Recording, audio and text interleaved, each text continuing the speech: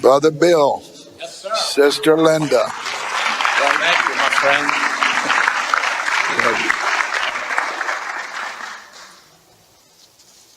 You can't get a better intro than that, can you? Pastor Cletty and Gaynell, we just thank you for the honor to be able to be with you in your house. And for those of you who are joining us all over the world tonight, we welcome you. This is an evening that really has been in creation for a long period of time. And that is to find a way to be able to create connections to yourself, to the Lord, and to your spouse and to your family. And for those of you who've come as a couple tonight, congratulations, this is date night. Hopefully the food was good, the desserts are good, the drinks are good, life is good. And so you had a chance to dress up, get official. Linda and I checked our outfits out tonight. She checked mine out, made sure I was okay. I checked hers out. I said, you look great. So we're all ready for the date night. So this evening, we wanted to give you an opportunity to really create the love of your life that you've always wanted.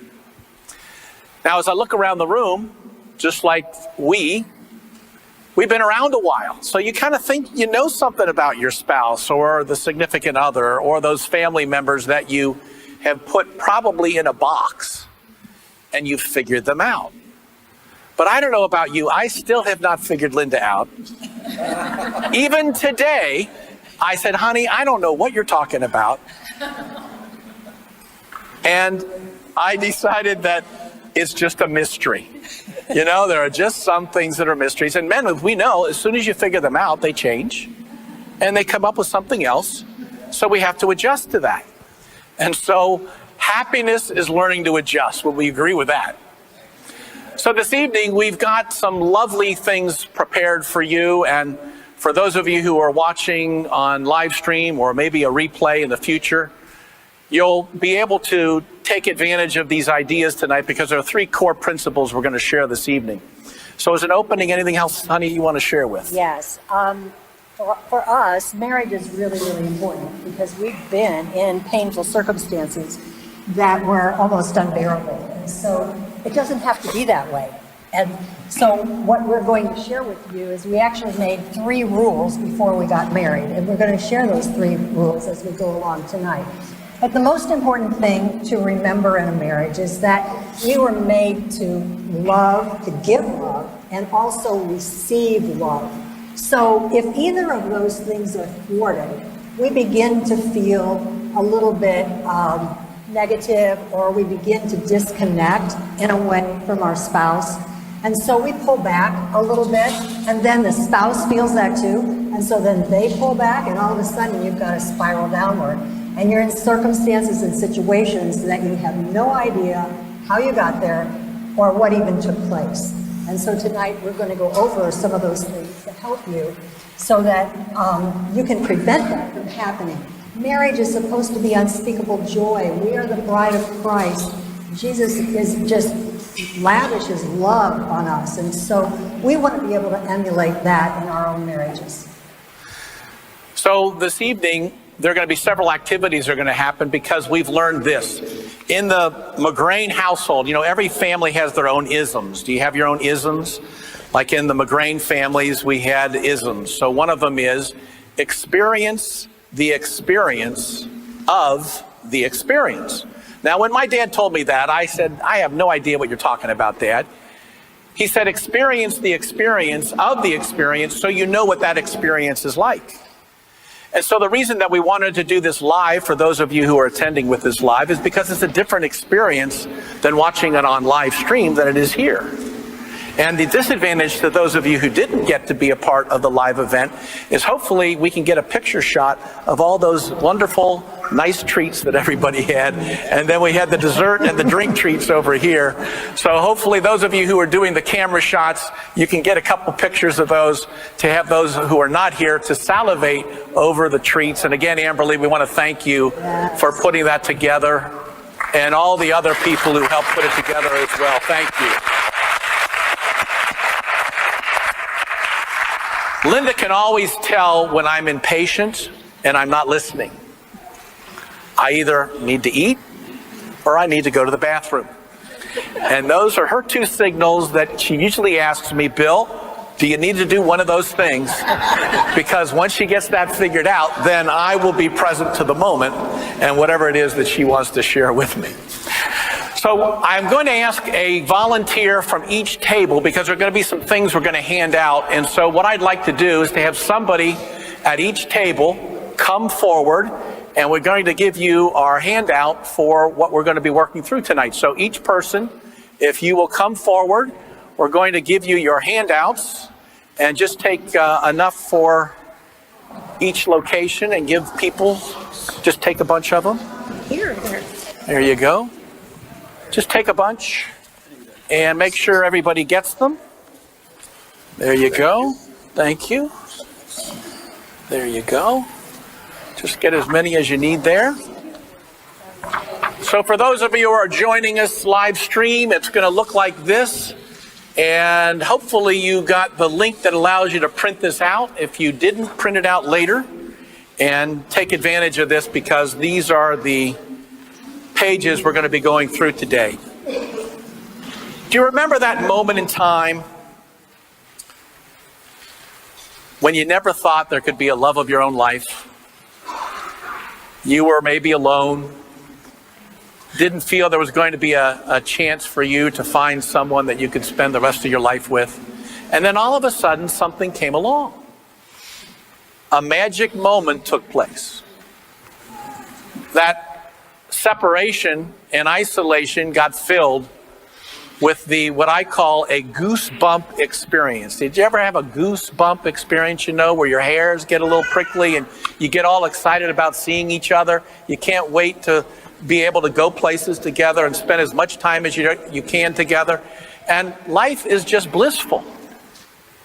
And so that's what that picture shows on the front, is that special time that you had.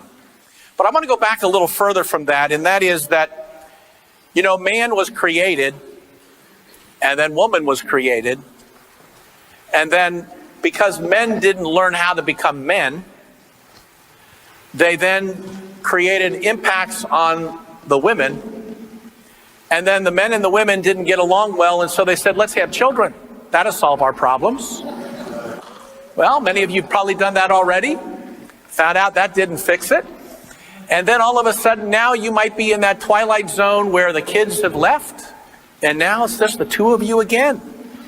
And so now the question is, how are you going to spend the rest of that time together? And so what we want to do is to give you some keys and some tools to be able to create a breakthrough. So if you would, put your name at the bottom on the first page there, today's date, and you want to benchmark your experience. Anybody need pens? All right, if you will, there is some pens right over there, darling. And if you need a pen, come on up and we'll give you a pen. This is a McGrane experience. And what a McGrane experience means is that you're just not always going to sit all the time. You're going to be experiencing the experience of the experience. So Jerry there is passing out pens. Half of life is being prepared. I always say 90% of success is planning and preparation and 10% execution. So the easy part is now going to unfold with each of you here. So if you will, go to your next page. And as you see this here, you see that there are 3 gifts that we're going to share with you on creating loving relationships. And this is a segment of a longer program that we do. And so for those of you who want something more in depth, at the end we're going to share with you some ways that you can take advantage of other things that we're doing. But these are the key pieces that we wanted to share tonight that will give you immediate ideas to create some wonderful, more loving relationship experiences with all of your family. So you think about yourself, you think about your relationship with the Lord, you think about your relationship with your spouse or ex-spouses, you think about your relationships with your children or your stepchildren, you think about your extended family, you think about your community, and then you think about the city and town that you live in, and then our country and the world. So when we see you here tonight, we just don't see you as an individual or as a couple. We see all the lives that you'll impact. There's a law called the Law of 250 that says every person significantly impacts at least 250 other people in such a significant way that you never forget them. The question is, was it a positive or negative impact? And so all of us can think about people who are negatively impacting our lives, but what about those people that positively have impacted your life? And so what are you doing to focus on those kinds of things? Now, have you ever identified what you know to be the top reasons that marriages and relationships break down? What keeps them together? So here's something to consider. Communications is the number one issue in relationships. Number two is financial issues and not knowing how to resolve those things. These are extra bonuses, by the way. They're not in your notebook, and we'll let you know when we get to that point. Third is sexual intimacy. We live in a time when so many people are dissatisfied with themselves and in their relationships that it's hard for them to be intimate with each other. In fact, some people's personal histories and their backgrounds have gotten in the way of their being intimate with someone in their relationship. Next, this is a biggie. We're going to focus on this tonight. Unresolved conflicts. We don't have any of those, do we, honey? No. We have them about every day. We do.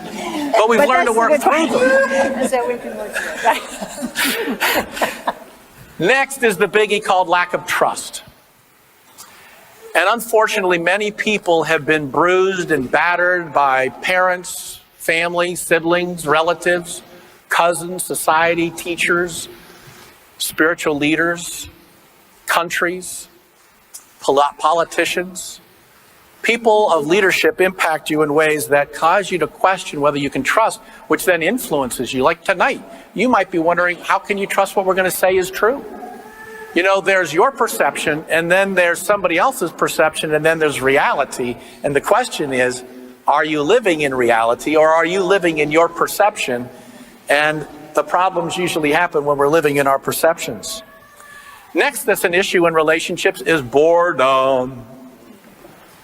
You know, we could have just done this as a little thing where all the people are sitting at the back of the chairs and doing those kinds of things, but we wanted to make it special for you. Something that you'll remember so that you're not bored. And what is boredom? The absence of a good idea.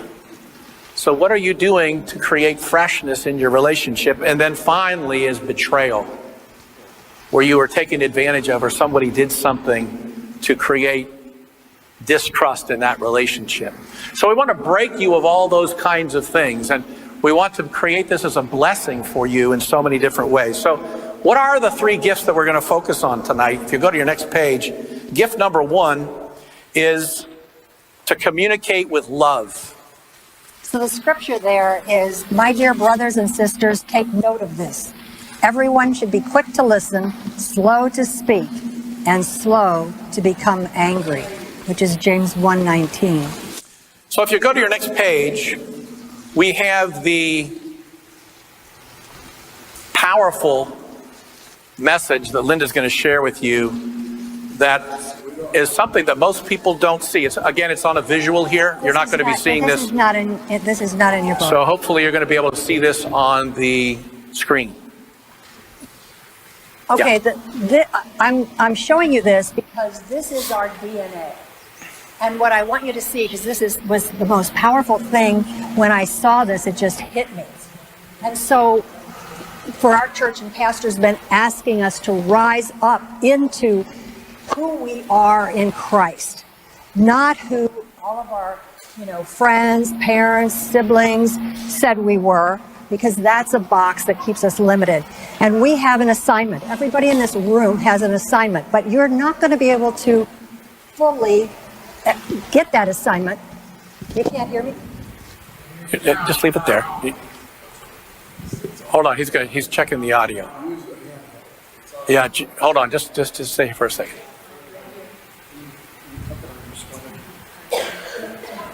Yeah. Oh, okay. Too close. I like this part. Here? All right. That's better. How's that? Is that, no, still can't. Keep talking. Linda, you're on. Well, let me just make sure we get that working. Hold on, just to stay here for just a second.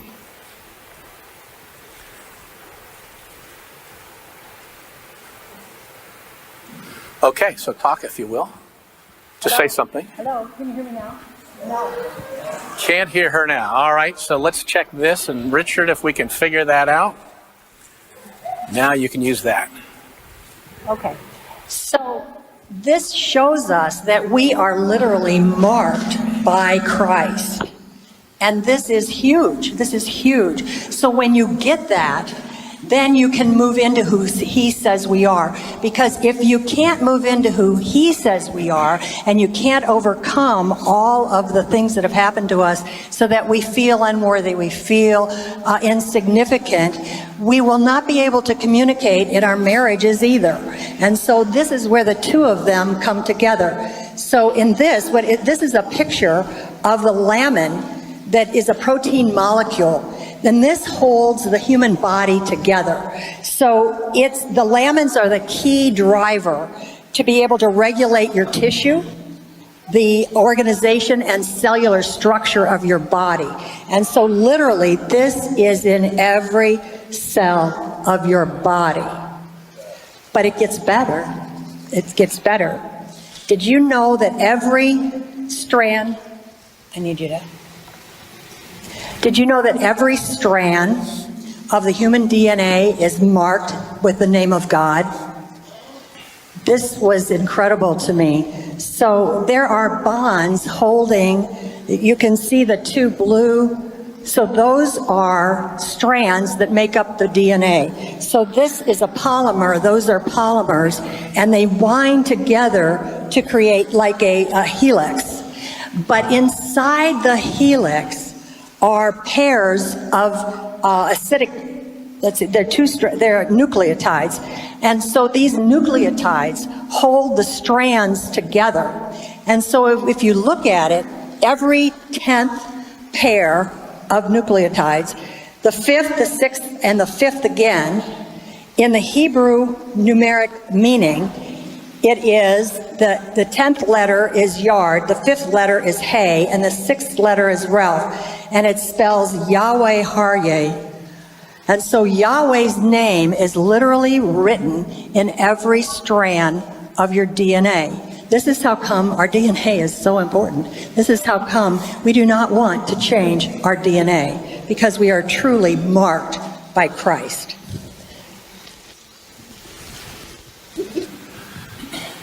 So if you'll go to your next page, page 1, the first gift that we want to talk about is the one that most people have trouble with, called effective communications.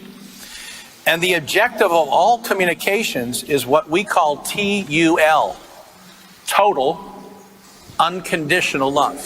So the outcome is to create an environment of love when we're communicating, love and acceptance for ourselves and others that's going to lift people up so that they can be, because it's our job. We are to give love, lift them up into who God says they are. So the purpose is to eliminate feelings of rejection or disconnection, because those feelings jerk us around all the time, and it keeps us from living in our true identity and godly purpose.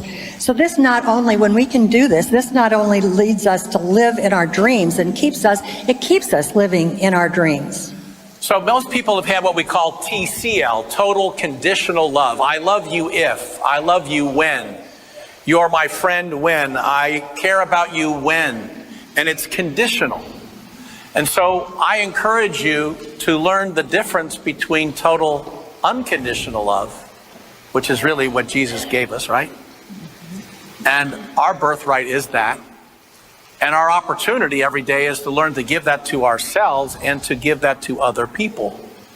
And you'll always know by your behavior and their behavior how well you're doing at that.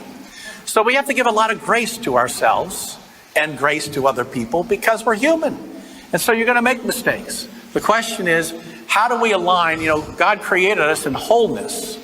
And then we were separated by our behavior, and all we're trying to do with the rest of our lives is line our behavior up with who God truly made us to be.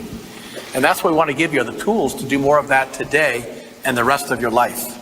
So if you look down at the bottom in the middle of your page here, it says, what are the rules for the communication process? We're going to go through each one of these. And the first one is to seek first to understand, then be understood. You know, most of us, because we haven't gotten our needs met, it's I, it's me, take care of what I need first. Well, the first thing you want to do is seek to understand where they're coming from. And then you can take where they're coming from with where you're coming from and create a new connection. So first, you see the problem from the other point of view. You really seek to understand and to give impression to the needs and concerns of the other party or other person, as well as, or better than, that they could themselves. Number two. Number 2 is listen totally and completely with no interruptions. Oh boy, you mean don't interrupt you like now, honey? Yes, that would be good. Thank you. Don't finish your sentence. Oh, that'd don't be say, I so know what nice. you're going to say. Oh, yeah. Oh, Okay. yeah. Okay. That's music to my ears. Excuse me, darling. So no interruptions and no facial expressions. Look the person directly in the eyes. Look the person directly in the eyes. None of you do that, right?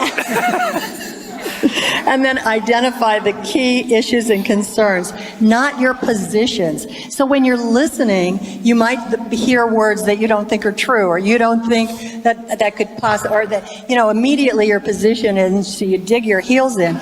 But just listening is really loving. I know what Bill does for me is that he will just look me in the eyes if I'm frustrated or exasperated or whatever. He'll just look me in the eyes, and then he'll just listen and let me download. And what that does is it makes me feel cherished, significant, valuable. And so there are really 2 lessons here in this, which are very, very important. Number 1 is never, ever tell somebody they don't feel that way. And I know that's easy to do because you might think, well, how could he possibly feel that way? That doesn't even make any sense. But don't ever tell somebody that, because what it does is it's really a form of rejecting the person. And it dismisses their feelings, and so then it dismisses parts of them.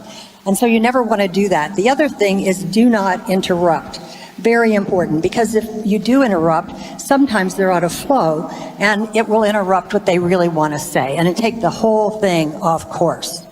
So what do you do in those circumstances where you have something you want to input that they don't know that they need to know? What do you do then? Well, I just come to you and I say, I have something I need to share. Are you in a place that you can listen? Oh, I like that. Yeah. Notice how nice that was. You like that? All right, so the other thing is watch your body position. Do you ever go like that? You said, no way. And all of a sudden your body position gets off a position. And then what does that do? Then that triggers them, and then all kinds of things terrible happen. All right, let's go to number 3.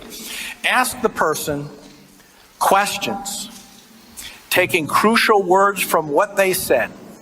Determine what results would constitute a fully acceptable solution. So, for example, just say something. What did you want me to do today that I didn't do today? Well, let me think. Actually, I would have liked you. I had one thing that I wanted you to look into, and you didn't do that today. There wasn't time. Okay, so what was the key word she just used that I could create a question out of? What's that one thing? So now I'm going to ask her. So, darling, what was that one thing that I didn't get around to that you would have liked me to have gotten around to? Well, we had things to do for our website, and we had some things that we were going to send out. And you wanted to wait and check out some other things, and you didn't get to check it out. All right. So now I understand where she's coming from. So ask the question, a follow-up question, with a key word from what they're saying, and watch how that changes the relationship. Now, Gaynell, Cleddy, come on now. Be well behaved over there. All right, number 4. Okay, number 4. Identify possible new options to achieve the results that you're looking for. So when we do this, and it makes both of us feel loved and really honored and cherished. So it bonds us together. But the most important thing that we have noticed is that he'll have part of the solution and I'll have part of the solution. And so unless we do this, unless we come together and really hash it out, the solution is never as good as it could have been. And even at the last minute, there might be things that I remembered that he said in the beginning and thought they were so far off. And then by the time we're near the end of it, I think, oh, what he was saying is really a great idea. And it just takes it to another level. So that's really important to do. Sometimes it's really messy. And sometimes we really, really, really do not want to do it. We're tired, we've had enough. But when we do, we always get wonderful results. And if somebody's in a place that, they've had enough, they just can't do anymore, then we just say, okay, how about if we've gotten this far, let's just table it and we'll come back after, at another time. And then usually we'll mark a time, because you can't just table it and not come back. You have to come back. And so it's important to set up a time so that you know when you're going to come back and redo it. So have you found that when you do it together, partnership's a lot better than when you do it on your own? Absolutely. And so the idea is 1 + 1 can equal 3, 5, 7, 9, 11. And the idea is to let the other person have their time to share. And the problem that Linda and I have, the opportunity, is we're both talkers. If you kind of notice that we're both kind of talkers. And so the challenge for us is who's going to get to finish the conversation and make their comments. And so we'll say, are you complete? Which is our clue for each other. You got to get your own language together. Are you complete? And then she'll say, no, then I'll need to listen a little longer. The most important, go ahead. Yeah, that's really true. And the most important thing is not to take offense by anything that was said. And that's so easy to do. But that is the bait of Satan. Keep in mind, we're living in the end times, and Satan wants your marriages, guys. And so taking offense, even if you have to just bite your tongue or whatever you have to do, and then go to God, because don't take offense. That is his way of getting in. And when he gets in, he can take that and run with it. And that's something you really do not want to have happen. And there's where we want to give each other grace. Grace. Grace to be able to deal with the unexpected, the unknown. The idea of coming home, the home is supposed to be a sanctuary where you get rejuvenated. Because when you're outside in the world dealing with all the different things that you do every day, you find yourself being beat up by different circumstances. And so you want to make sure that your home is a respite, a place of rejuvenation, a place of restoration, a place of fun, a place of lightness, a place of relaxation. And literally have conversations about how you can do that. In fact, create a room where that room has a setting in it that just is smooth and just so inviting to be in. We've created several rooms like that where we watch different shows, we watch movies together, we might be just hanging out. We have another space for that. We like to be outside, so we have a little deck area. We put some nice flowers background. What are you doing to create the kind of environment that's conducive to the kind of relationship that you want? And these things don't have to cost a lot of money to do them. So go with us now to page 2. Continuing on with the effective communication is, so how do you get your needs met? So one of the things that goes on is people have needs and they have wants. And most people think needs and wants are the same. Write this down if you will. Needs are vital to your well-being, and wants are preferences. I need water, but I want lemonade. I need oxygen, but I want fresh air. So a need is essential, and usually there are not many vital needs that you have, but there are a lot more wants that you have. And so what happens in relationships is people's needs and wants aren't in alignment with each other, and that's where those conflicts come up. So Linda's going to share with you now how you can get your needs met. There's several stages to this. These 3 steps to asking for your needs to be met. This is where we made our very first rule. And our very first rule was... A little further down. There you go. Okay. Our very first... Turn this off. Just turn it off. just leave it out with us. Okay, there you go. Okay, this is where we had our very first rule. And our very first rule was to tell each other 100% of the truth all the time. And that's more challenging than you might think, because maybe there are times where you really didn't want to share what was really going on in your head, because I might be so angry with him that if I really told him how I felt, that he might take offense, or he might not love me, or a whole variety of things. But that's very challenging to then not tell the truth. But if we don't, then it begins less and less and less and less truth. It's easier and easier. And what also happens is, see, this is where the communication is. This is where the bonding is. This is where the trust is built that Bill was talking about. And so it's really important to be able to share your feelings. And so I will literally say, like we just said, I have something that I want to share with you. Are you in a space? It's not something that's, a positive thing. And if he's not, he'll say no. And that I want him to say no, he's not. Or we can start, and then I can tell he's not. And so then we come back and again, set it up for another time. But the other piece to this is that you have to trust that the partner that you're sharing your feelings with or needs that you want to get met, it's really important that they're a safe partner, so that they don't, they're safe to bounce things off of. They're safe to hear negative things, so that they don't shoot back at you. Well, that was a stupid thing, or whatever it is, because that just wounds. And so the fastest thing that removes joy from a marriage is to have all kinds of harsh, raised voices, or criticizing, demeaning tones. All of that will completely take the joy out of the marriage. And it's very hard to overcome. And so it's really important that you are a safe partner to do this. So when you do come back, keep your voice calm, so that your reactions don't trigger the other one. Because that's what it's all about. It's really about not what I shared, but the reaction that we both have with whatever it is. And the key piece to that is there's a difference between reacting and interacting. Reacting is the back and forth that doesn't work. Interacting is where you're having dialogue back and forth.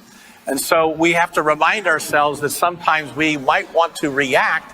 And where's that reaction coming from? It's a trigger of unfinished business that you have going on in you that's not been resolved. And if that continues over and over again, then it becomes a ritual, then it becomes a tradition, and then that spouse can always look at it and say, oh, here they go again, they're going to go off on that subject again. And then what happens is they tune out. So we want you to tune in by finding out what you can do to change that. Okay, so go back to your page, and these are the 3 steps. The first thing, it's very important to get your needs met. Both husband and wife need to get your needs met. If you don't, you're just going to wear out. And you won't be able to do this through your willpower. So it's important you get your needs met. So the first step is ask yourself, what need do you have that you want to get met? You have to know what your needs are. And oftentimes people don't know what their needs are. And so very simply, you want to stop and just pause for a moment and say, what's vital for me right now? What's essential? And in the beginning, you might not know. Well, there's an example of where when you don't know, it's always better to go to the Lord. Lord, what is it, the need that I have that I don't know that I now know that I need to have that you know? And hopefully he will give that to you. So the next piece of that is you want to ask for your missing piece, and that creates peace, P-E-A-C-E, and that's the fill-in. So then you're going to ask, what I need from you is, and then whatever your need is, and then what I want from you is, and whatever you want to have happen, and then would you be willing to do that for me? And if the answer is yes, you're in like Flynn. If not, the answer is no. Then you say, well, what would you be willing to do? Because sometimes it's not that they don't want to fulfill your need, but there's something else that's coming up. So, for example, on your page, what I need from you is some time to myself for a while. What I want from you is for you to take the children out on Saturday to the zoo so that I could have the house to myself. Is that something you would be willing to do for me? Yes, I would be willing to do that for you. Great. So, You want to go back and forth and Yeah. share this? Okay. So we're going to give you an example of this so that you can see what it actually is going to look like. So go ahead. what I need from you is when you want to tell me a story, that you consider how long of a story I need to hear. Okay. So you all can relate to that, huh? So that's the need. What I want for you is to consider, before you say what you're going to say to me, to determine how much you think you need to share, small, medium, or large. The third step, would you be willing to do that for me? Yes, I would be willing to do that for you. And just, you'll have to remind me if I'm not doing it the way I think I'm shortening the story and you don't think I am. So you'll have to just remind me. So how about if we have a little signal for each other so that we don't interrupt one another? So we'll just say, you can just say that. Oh, so this is tighten up? Tighten up. Okay. That'll so do it for me. Less is more, darling? Less is more. All right. Tighten up. That works for me. That works so for if me. either one of us does that, we'll know. We'll know. That's say it. less is with less. Yes. Less words. Yes. Okay. Got it. I'm willing to do that. Okay, great. Me too. You want to share one now? Give people an example the other side? Let's see. Well, right now, I have a lot that I need to get finished. I have a lot on my plate. Yeah. So what I want from you is to be What able to... you need from me? What I need from... Yeah, okay. So what I need... Thank you. What I need from you is to take some of that off my plate. And what I want from you is to maybe on your way home from pickleball, run by the grocery store and pick up this list that I'll give you. And that would help me out a lot. Is that something you'd be willing to do for me? Absolutely. You give me the list, text me the list, and I'll bring it all home. I'll bring home the bread, baby. All right, thank you. All right. So now you get an idea of how that operates, and now we want to give you an experience of the experience. So we'd like you with your spouse, if you came with a spouse, and for those of you watching, if you're with a spouse, and if you're not with a spouse, then find somebody that you can do this with or prepare a future conversation. All right, so here's what we'd like you to do. Identify a need that's an unfinished business need that you have. Now, folks, make this simple. Don't go to the hard one right now, okay? Build up to that. Don't go to the one that you talked about before you just got in here that you were ready to kill each other over. Pick a simple thing that you can have success with, okay? So what we want you to do is each of you, so the first person, we'll do the first person. So pick an A and a B. Pick an A and a B. Who's going to be the A and who's going to be the B? Pick an A, who's a B. All right.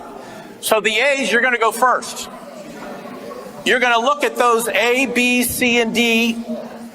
You're going to go through A, B, and C. What I need from you is, what I want from you is, would you be willing to do that for me? And you want to be able to hopefully get a yes answer. All right? So now, if the A's will now ask for their need, go ahead and share that with your partner.